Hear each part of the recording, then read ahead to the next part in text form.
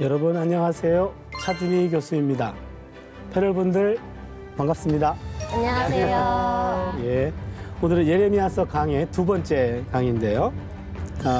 예레미야의 소명에 관한 겁니다. 소명. 너를 여러 나라의 선지자로 세우느라. 소명 양식에는 두 가지가 있어요. 네. 대화 형식과 그다음에 천상회의 환상 형식. 예, 천상회의 환상. 천상에서 일어나는 회의 장면을 보고 소명을 받는 거예요. 진짜 신기하다. 또 하나는 대화를 통해 소명을 받는 거예요. 네네네. 하나님이 부르잖아요. 여기서는 부르면은 부름 받은 사람이 나 못 가요 그럽니다. 그러면 하나님 너 죽을래? 갈래 죽을래? 이렇게 합니다. 네네. 그리고는 하나님이 설득하셔요. 네. 그다음에 약속해 주시는 거예요. 그래서 대화 형식은 네 가지 요소가 있어요. 네. 첫 번째는 부름, 네. 두 번째는 거절. 부름 받은 자가 거절합니다. 그럼 하나님이 설득해요. 그다음에는 약속해 주셔요. 네. 이게 우리가 보통 말하는 소명이에요. 가라. 못 갑니다. 죽을래? 같이 가자. 네. 이렇게 되는 거죠. 요게. 그래서 여기에 해당하는 사람이 모세도 그랬고 기도원도 그랬고 사울도 그랬고 예레미야도 그랬어요. 이게 보통 우리가 말하는 소명입니다. 그런데 두 번째 천상회의 환상 형식은 이것은요 환상 중에 하나님을 만나요. 만나가지고 하나님의 부르심을 받는 거죠. 이사야가 그랬어요. 이사야 6장에 보면은 우시야 왕 죽던 해 내가 본즉 주께서 높이 들린 보좌에 앉으셨는데 그 주변에 스랍들을 모셔섰고 둘로는 얼굴을 가리고 둘로는 발을 가리고 둘로는 날며 창하에 가로되 거룩하다 거룩하다 거룩하다. 기억나시죠? 그래서 이사야가 하나님의 거룩성을 발견하고 화로다 나여 망하게 되었도다. 입술이 부정한 사람이 부정한 백성 중에 거하면서 만군의 왕이신 야훼를 배웠습니다. 하나님의 거룩성을 발견하자 자신의 죄성을 깨닫게 돼요. 난 죽었다. 근데 제단에 있는 핀 숯이 날라와서 이사야 입을 정결하게 해줘요. 그렇잖아요? 네. 그러더니 이사야가 눈이 열려가지고 하늘의 음성을 들어. 하나님이 누가 우리를 위하여 갈고. 하나님이 천상에서 회를 열었어요. 누군가를 보내야 되는데 아무도 갈 사람이 없어. 그때 이사야가 하나님 나 여기 있는데 나 보내세요 그러잖아요. 내가 여기 있나이다 나를 보내소서. 그 소명. 그게 천상회의 환상 형식이에요. 그게 이사야 소명이에요. 에스겔도 그래요. 그래서 소명이라고 하면은 대화를 통한 강압적 소명이 있고 또한 환상을 통한 자발적 소명이 있어요. 예레미야는 안 가겠다고 하는 걸 억지로 보냈고 이사야는 지가 알아서 간다 그랬어요. 그렇잖아요. 네. 그래서 소명에는 차출병도 있고 지원병도 있어요. 네네네. 예레미야는 차출, 이사야는 지원병. 이런 겁니다. 그래서 소명은 하나님이 강압적으로 끌어가는 것도 있고 하나님이 그 사람에게 은혜를 줘서 스스로 내가 한번 가겠습니다 라고 하는 소명도 있어요. 직접 소명, 간접 소명. 예, 두 가지가 있습니다. 오늘 예레미야는 강압적 소명 그리고 직접 소명입니다. 네. 어떤 일이 벌어졌는가? 네. 1장 4절부터 보겠습니다. 레이 씨 한번 읽어주시겠어요? 여호와의 말씀이 내게 임하니라 이르시되 아멘. 예, 말씀 사건 양식이라 그래요. 하나님 말씀이 내게 임했어. 그 말씀이 임하면은요 그냥 끝나는 게 아니에요. 말씀이 임하면 반드시 사건을 일으켜. 네. 요거를 말씀 사건이라 그래요. 네네네. 하나님 말씀이 내게 임했어. 뭔가 일을 만들어냅니다. 네. 요게 상당히 독특한데 지금 예레미야는 하나님 말씀이 뚝 떨어졌어. 네. 그리고 인생을 바꿔버렸어요. 네. 이사야는 환상을 봤네. 에스겔도 환상을 봤네. 예레미야는 본 게 없어. 그냥 말씀만 임했어요. 예레미야는 말씀 하나의 인생이 바뀌었어요. 네. 그런데 여러분 예언자에게 있어서는 만남의 형식보다도 만남 자체가 중요해요. 그리고 그에게 주어진 말씀이 더 중요합니다. 그렇잖아요. 말씀을 전해야 되기 때문에 말씀을 전하기 위해서 내가 어떤 체험을 했다. 이것보다도 내게 말씀이 임했다가 더 중요해요. 네. 이게 포인트입니다. 네. 내 안에 말씀이 있습니다. 바로 이것이 예레미야의 소명 사건의 시작이에요. 예레미야에게는 말씀이 있었다. 요겁니다. 1장 5절 한번 볼까요? 동현 씨. 내가 너를 모태에 짓기 전에 너를 알았고 내가 배에서 나오기 전에 너를 성별하였고 너를 여러 나라의 선지자로 세웠노라 하시기로. 예. 아멘. 여기 보니까 하나님이 이제 예레미야를 불렀는데 여기 내가 너를 알았다. 내가 너를 성별했다. 이렇게 나와요. 여기서 모태에서 짓기 전에 배에서 나오기 전에 알았고 성별했다. 요 알았다라는 말은요. 그냥 이름 알았다 정도가 아니에요. 요 히브리 말로 야다라는 말인데 요 안다라고 하는 말은 이것은 지적인 암뿐만 아니라 상대의 생각과 의도와 감정까지 총체적인 암. 요게 알았다는 말이고 또 하나의 의미는 모든 족속 중에 너희만 알았나니 라는 말인데 선택했다라는 말이에요. 내가 너를 선택했다. 그리고 너를 성별했다. 이거는 구별했다라는 말입니다. 내가 너를 따로 구별해 놨어. 너를 쓰기 위해서. 그래서 요 예레미야는 태어나기도 전에 하나님께 선택됐고 하나님께 구별되었다. 이 말입니다. 네. 아, 이게 굉장히 중요한데 이게 소명이에요. 그러니까 예레미야의 삶은 이제는 하나님의 선택과 하나님의 구별된 삶, 신앙인의 삶을 살아야 됐어요. 자연인이 아니라 신앙인인데 알고 보면 우리 모두 다 신앙인이에요. 네네네. 예레미야만 그런 게 아닙니다. 네, 저가 하나님. 속으로 저희도 그런 거 아닌가요? 그렇죠. 라고 우리가 질문하고 모태에서 싶었어요. 나오기 전에 배에서 나오기 전부터 하나님은 우리를 알았어요. 우리를 구별하셨어. 네. 그래서 이렇게 태어난 겁니다. 네. 그래서 오늘은 예레미야의 소명을 공부하는데 예레미야에게만 국한하지 말고 우리 모두가 소명자예요. 네. 우리의 이야기로 오늘 말씀을 드려야 됩니다. 네, 아멘. 그리고는 여러 나라의 선지자로 세웠대. 여러 나라. 옛날 말로는요, 열방의 선지자예요. 저 개인적으로는 옛날 번역이 더 좋아요. 열방의 선지자. 네. 그러면 가슴이 뛰어요. 네네네. 근데 여러 나라 선지자, 여러 사람이 가겠네. 그런 생각이 들어요. 그렇죠? 그래서 하나님은 예레미야를 부를 때 유다 나라만의 선지자가 아니에요. 열방의 선지자입니다. 예레미야는 유다 나라의 이익만 대변하는 사람이 아니라 열방의 이익을 대변해야 돼요.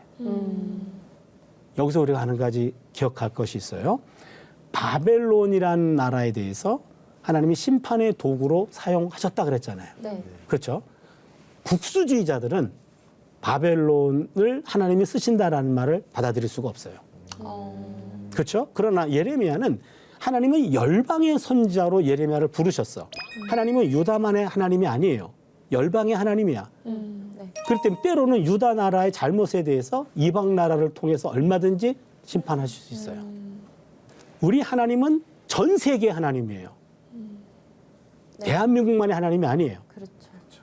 그래서 신앙인들은 내가 속한 그 공동체의 이익만을 대변하지 않습니다. 집단 이기주의예요. 더 전체적인 시각에서 우리의 삶을 봐야 되죠. 거짓 예언자들은 자신의 이익만 대변했어요. 국가의 이익만 대변했어요. 민족의 이익만 대변했어요. 그러나 참 예언자는 때로는 민족과 국가를 뛰어넘어요. 뛰어넘고 하나님의 시각에서 역사를 바라보는 거죠. 이게 중요합니다. 그러니까 우리의 시각이 우리 민족, 국가에만 매여서는 안 돼요. 네. 우리 교회만 매여서도 더욱더 안 되죠. 네. 더 넓은 시각에서 열방을 품고 있는 하나님, 그 마음으로 확장시켰을 때 우리의 사역지가 대한민국으로만 제한되지 않고 열방으로 확대가 되는 겁니다. 모든 신앙인은 소명자라 그랬어요. 네. 그리고 모든 직업은 하나님이 부르셨고 하나님이 맡기신 겁니다. 네. 여러분이 갖고 있는 이러한 다양한 직업들 하나님 부르신 거예요. 네. 그렇다면 하나님의 부르심이라고 하면 성직입니다. 목회자만 성직이 아니에요. 하나님이 부르신 자리다라고 한다면 어떤 일을 하든지 간에 그게 바로 성직이고 우리는 소명자입니다. 네. 예, 1장 6절을 우리 주연자매 한번 봐주시겠습니까? 내가 이르되 슬프도소이다. 주 여호와여 보소서. 나는 아이라 말할 줄을 알지 못하나이다 하니. 예. 아멘. 여기 보니까 예레미야가 하나님이 열방의 선지자가 될지니라. 그때 아멘 그게 아니에요. 아이고 나 못합니다. 슬프도소이다 저 말이요 히브리 말로 하면은 아하 그 말이에요. 아하 망했다. 아 하나님 나 못해요. 나 아이라 말할 줄을 알지 못합니다. 이 말이에요. 난 절대로 못합니다. 이 얘기가 아니라 아직은 아닙니다. 내가 아이거든요. 아직은 내가 어른들 앞에서 설득할 만한 그런 나이가 아니에요. 머리에 피도 안 말랐어요. 남들이 그렇게 볼 거예요. 하나님 난 아직 아니에요. 그리고 나는 말할 줄도 못해요. 능력도 없어요. 언변도 부족합니다. 어찌 보면은요 설득력이 있어요. 그렇죠? 아니 나같이 어린 사람이 어떻게 어른들 앞에서 나라가 망한다는 말씀을 할 수가 있습니까? 아직은 아닙니다. 그렇게 얘기합니다. 하나님 그때 어떻게 말씀하시냐면 1장 7절인데 레이 자매 한번 봐주세요. 여호와께서 내게 이르시되 너는 아이라 말하지 말고 내가 너를 누구에게 보내든지 너는 가며 내가 네게 무엇을 명령하든지 너는 말할지니라. 예, 아멘. 설득합니다. 아까는 5절에서는 내가 너를 모태에서 짓기 전에 내가 너를 알았고 내가 너를 배에서 나기 전에 너를 성별했다. 너는 열방의 선지자가 되라 라고 불렀어요. 그렇죠. 그랬더니 나는 못합니다. 거절했어요. 난 아이라 안 됩니다. 네. 설득합니다. 넌 아이라 하지 마라. 내가 너를 누구에게 보내든지 가. 명령하는 것 말해. 요건데요. 여기서 중요한 것은요. 하나님 설득하시는데 첫 번째 부름받은 자는요. 자기 능력이 아니라 부르신 자의 능력에 의존하는 거예요. 하나님이 모르고 그랬을까요? 아니요. 야, 너 아인 거 나도 알아. 그렇잖아요. 알아요. 안돼 하나님이 불렀어. 그렇다면은 이 내가 내 능력이 아니라 부르신 자의 능력에 의해서 일할 수 있다는 거죠. 그렇죠. 이게 첫 번째 포인트고요. 두 번째는요. 스스로 난 아직 아닙니다. 라고 말할 때가 적기예요. 하나님, 내가 이전에 이미 다 준비를 끝냈고 기다리다가 죽는 줄 알았습니다. 왜 이렇게 늦게 부르십니까? 그럼 하나님이 나중에 다시 오겠다. 중요해요. 왜냐하면 내가 다 준비가 됐습니다. 라고 말한다면 앞으로 될 일은 하나님이 하신 일이 아니라 자기가 하는 일이에요. 그렇잖아요. 그러나 오늘 본문에서는 난 아직 아닙니다. 알아. 가. 일이 돼.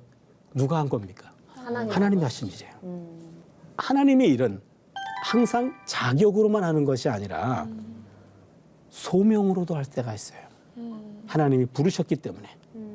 그래서 하나님은 그의 거절을 설득하십니다. 그러면서 말씀하시는 것이 가라 그런데 가 하라는 말만 해. 요 두 가지인데요. 요게 또 중요해요. 무슨 말이냐면 예레미야가 부담스러워했던 것은 누가 듣느냐는 거야. 근데 하나님이 누가 들으라고 보낸 거 아니야.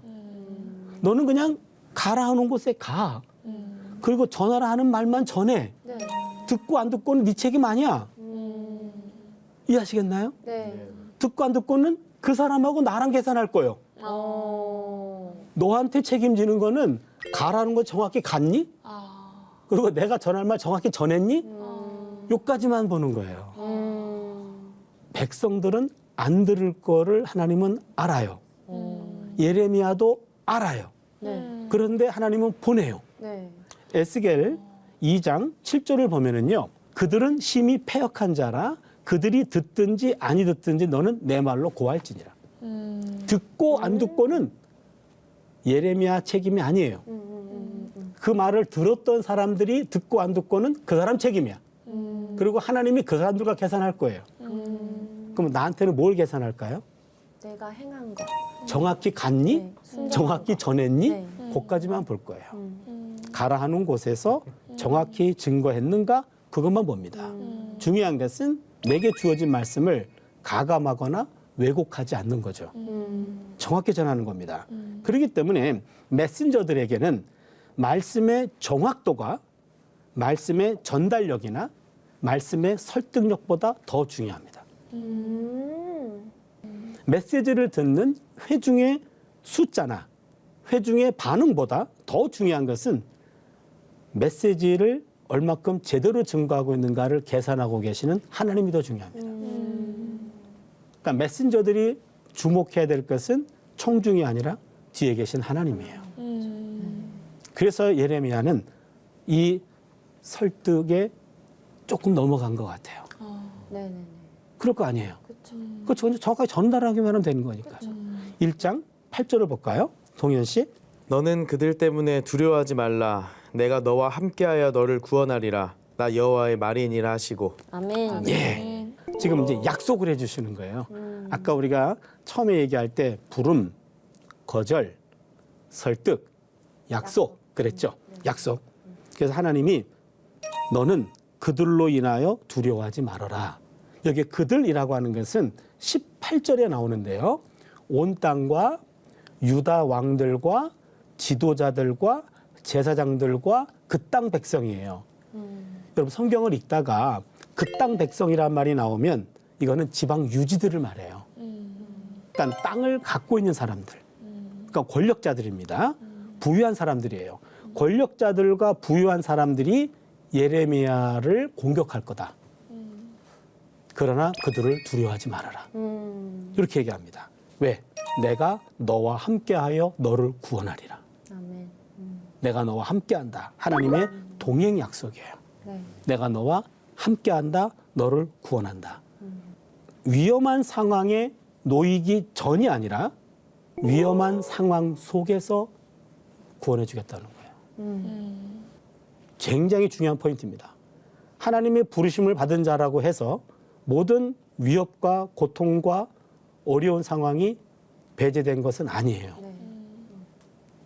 그런 상황 속에 들어갈 수 있어. 그러나 그 안에서 하나님이 구원해 주시겠다는 겁니다. 네네네. 예레미야에게 고난과 위협과 박해가 생략되지 않아요. 십자가를 피하는 것이 아니라 십자가 안에서 십자가를 지는 가운데서 구원하겠다는 약속입니다. 네. 하나님이 불러주셨다면 막아주셔야지 처음부터. 맞아. 다 막아주면 평탄하게 갈 텐데 막아주진 않는다는 거예요. 몸으로 부대껴라. 그렇지만 망하거나 넘어지지 않도록 내가 너와 함께 하겠다. 이게 우리 현실이에요, 사실은. 네. 우리가 믿음 생활 해봐서 알잖아요. 네. 열심히 믿음 생활하지만 그러나 하나님이 모든 걸 막아주지 않아요. 우리가 어려움과 고통 속에 있을 때 그 안에서 이렇게 세워주죠. 네. 넘어지고 좌절하고 힘들 때가 있습니다. 그건 하나님께 버림받아서가 아니에요. 하나님이 함께 하시는 시간이고 그 순간에 하나님 우리를 이렇게 세워주십니다. 네. 그렇기 때문에 우리가 기도할 때요. 사실은 이렇게 기도하는 게 맞는 것 같아요. 내가 지극히 사랑하는 아이들에게 평탄한 길만을 주지 마시고 쉬운 길만을 걷지 못하게 하소서. 때로는 역경과 환난을 주소서. 그리고 그 속에서 내 아이들을 지키시는 하나님을 만나게 하소서. 그 신앙으로 어려움을 극복하게 하소서. 되게 딥하네요. 예, 이게 제대로 된 기도입니다. 네. 하나님 우리 아이들을 전혀 막아주셔가지고 평탄한 길을 걷게 하시고 아무런 어려움 없게 해주십시오. 아무리 그리 기도해도 어려운 일 있어요. 어려움 속에서 하나님이 역사하시는 것을 우리 아이가 경험하게 하셔서 그 경험을 가지고 하나님과 더불어 인생의 역경을 이겨나가게 해주십시오. 이런 기도가 더 실제적인 기도가 아닐까요? 그리고 우리 기도도 마찬가지입니다. 하나님 그냥 어려움 하나도 없이 인생을 살아가게 해주십시오. 될 리가 없어요. 될 리가 없습니다. 정확하게 순진하게 정직하게 기도하는 게 필요하죠. 예레미야 1장 9절을 보겠습니다. 예, 주엔 자매님 한번 읽어주세요. 여호와께서 그의 손을 내밀어 내 입에 대시며 여호와께서 내게 이르시되 보라 내가 내 말을 내 입에 두었노라. 아멘. 이건 더 이상 성경에 없는 독특한 현상이에요. 네. 그러니까 내 말을 내 입에 두었다. 네네네. 그러면서 일종의 상징 행위예요. 네. 그래서 신적인 영역과 인간적인 영역이 이렇게 접촉하는 순간입니다. 오. 신과 인간이 만나요. 네. 그러면서 이제는 너 입은 내 입이야. 오. 예레미야의 입은 하나님의 입이 됩니다. 그래서 일종의 성직 수여식이에요. 예레미야의 입에 말씀을 넣어줍니다. 자신감을 그냥 마구마구. 그래서 예레미야는 앞으로 자기가 하고 싶은 말이 아니라 하나님이 맡기신 말을 해야 돼요. 네. 예레미야 28장 6절에서 8절을 보면은요. 지금 이게 거짓 선지자 하나냐가 희망을 예언했어요. 그때 예레미야가 그 얘기를 듣고 아멘 그랬어요. 그렇지만 하나님의 뜻은 그것이 아닙니다라고 얘기해요. 28장 8절을 보면은요. 나와 너 이전 선지자들이 예로부터 많은 땅들과 큰 나라들에 대하여 전쟁과 재앙과 전염병을 예언하였느니라. 그러니까 예레미야는 내가 하고 싶은 말이 아니라 우리 선배들이 했던 그 하나님이 옛날부터 주어진 그 말씀을 전할 수밖에 없는 거죠. 그러니까 하나님의 입이라고 하는 것은요. 자부심도 있지만 책임감이 더 커요. 과연 이게 하나님의 말씀일까? 주어진 말씀일까? 그것을 검토하면서 하나님께 말씀을 전하는 겁니다. 그래서 메신저는 하나님이 주시는 말씀만을 대변하는 사람이에요. 그러면 어떤 내용일까요? 1장 10절 레이 자매님 한번 봐주세요. 네. 보라, 내가 오늘 너를 여러 나라와 여러 왕국 위에 세워 내가 그것들을 뽑고 파괴하며 파멸하고 넘어뜨리며 건설하고 심게 하였느니라 하시니라. 예. 아멘. 여기 보면은요. 지금 하나님이 예레미야에게 주신 말씀이 동사로 6개가 나와요. 네. 보세요. 뽑고 파괴하며 파멸하고 넘어뜨리며 심판이죠. 건설하고 심게 했다 구원이죠. 예레미야를 통해서 예레미야가 그것들을 뽑고 파괴하며 파멸하게 만든다는 건가요? 이 하나님이 예레미야를 보라 내가 오늘 너를 여러 나라와 여러 왕국 위에 세웠어요. 아, 세웠어요. 세웠어. 네. 그래서 여러 나라와 여러 왕국들을 향해서 뽑고 파괴하고 파멸하고 넘어뜨리고 건설하고 심게 했다. 그래서 앞으로 예레미야가 선포해야 될 말씀은 주로 심판의 메시지예요. 아. 뽑고 파괴하고 파멸하고 넘어뜨린다. 네네네. 그런데 거기서 끝나지 않아요. 건설과 심게 하였느니라. 그러면요. 새롭게. 예, 무슨 말이냐면 여기서 보시면 주로 심판을 선포합니다. 예레미야가. 그러나 심판으로만 끝나지 않고 구원도 얘기합니다. 아, 네네네. 그렇죠? 그런데 그 구원은 심판을 받고 난 다음에 주어지는 거예요. 됐나요? 네, 네네네. 예, 세 가지를 얘기했죠. 주로 심판, 그러나 구원도 얘기한다. 그러나 구원은 심판을 너 받고 난 다음에 주어진다. 네네네. 이게 예언서에서 나오는 가장 중요한 포인트예요. 네. 그렇다면 심판을 받고 나면 모든 게 다 무너집니다. 그렇죠? 모든 게 무너져요. 요 모든 게 무너진 상황을 0점 상황이라 그래요. 제가 속으로 지금 0인가? 막 이러고. 그렇지, 0, 제로, 네. 제로 상황. 그동안 쌓았던 잘못된 것들을 무너뜨립니다. 무너뜨리고 다시 세웁니다. 다시 세워요. 네네네. 그래서 0점 상황에서 지금 다시 올라가는 그런 상황을 여기서 말해주고 있어요. 네네네. 그래서 우리가 심판이라고 하는 것은 하나님이 새로운 건물을 세우기 위해서 잘못된 건물을 허물어뜨리는 거예요. 네. 그래서 하나님은 우리를 무너뜨리는 것이 주목적이 아니라 새로운 건물을 세우기 위해서 제대로 된 건물을 세우기 위해서 잘못된 것들을 무너뜨리는 것이 바로 하나님이시다. 요거를 말해주는 것이 오늘 예레미야의 요 메시지예요. 그래서 예레미야 29장 11절을 보면은요. 야훼의 말씀이니라 너희를 향한 나의 생각을 내가 아나니 평안이요 재앙이 아니니라. 너희에게 미래와 희망을 주는 것이니라. 아멘. 예. 전 세계 기독교인들이 가장 사랑하는 말씀 맞아요. 중에 하나가 여기입니다. 맞아. 그래서요. 예언자들은 맹목적인 낙관론에 사로잡힌 사람들에게는 하나님의 심판을 선포하고 절망적인 비관론에 포로된 자들에게는 하나님의 구원을 약속해요. 그러니까 대상을 향해서 메시지가 바뀌는 거예요. 그래서 항상 예언자들은 그 시대가 보지 못하는 앞선 세계를 먼저 깨닫고 내일의 눈으로 오늘을 해석합니다. 네네. 이거 하나 배웠으면 좋겠어요. 현재의 고난은 장차 우리에게 나타날 영광과 좋게 비교할 수 없다. 아멘. 이게 뭐냐면 현재의 고난 속에서 미래의 영광을 앞당겨 보는 거예요. 미래의 영광 속에서 오늘의 고난을 보면 오늘의 고난은 고난만은 아니에요. 훈련이 될 수 있어요. 네네네. 그렇죠. 네. 이게 예언자 시각입니다. 네. 예언자들은 미래의 눈에서 오늘을 봅니다.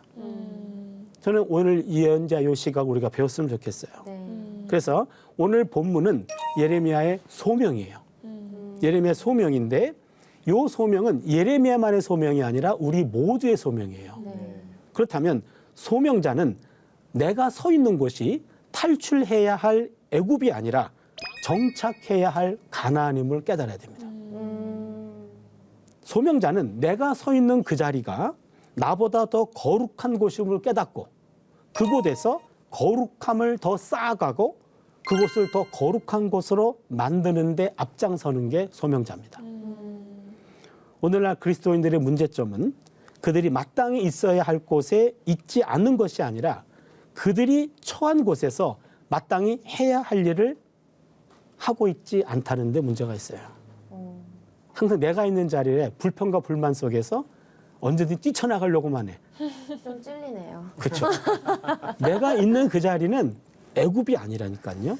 가나안이에요. 네. 정착해야 될 곳입니다. 네.